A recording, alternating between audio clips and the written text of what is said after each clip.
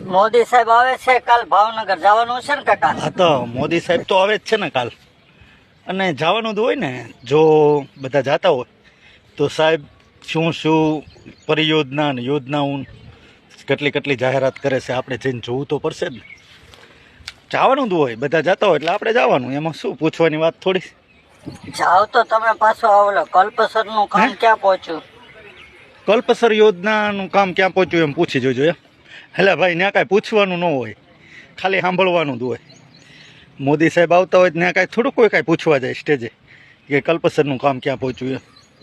હા, વાયા ધોલેરા થઈને જે રેલગાડી પસાર થવાની છે ઈ કામ ક્યાં પહોંચ્યું? ભાવનગરથી વાયા ધોલેરા થઈને રેલના પાટા નાખવાના એ થઈ જશે. હમણાં જાહેરાત ન કરી આપણે, રેલ મંત્રી આવ્યા હતા, થઈ જશે 2-5 વર્ષમાં. કલ્પસરનું કામ તો હવે ચાલુ થશે લગભગ એવું લાગે છે. આ વખતે સાહેબ એની જાહેરાત કરી દે.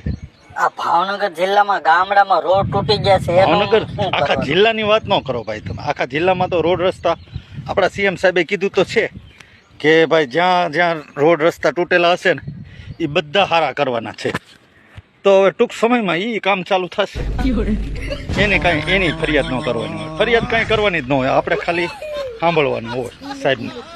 બરોબર છે વાત, બરોબર. બરોબર છે ને ભાઈ? કાંઈ ફરિયાદ કરવાની થોડી, ફરિયાદ સાંભળવા થોડા આવે છે. એ પોતાની યોજનાઓની જાહેરાત કરવા આવે છે, આપણે સાંભળી લેવાનું જઈને. જો કાલ જઈશું ને તો તમને પાછા વિડીયોમાં બતાવશું હોય કે શું શું જાહેરાત કરી, બરાબર ને? બાકી કોઈ બીજી કાંઈ અડાવલી વાત કરતા નહીં, સમજ્યા?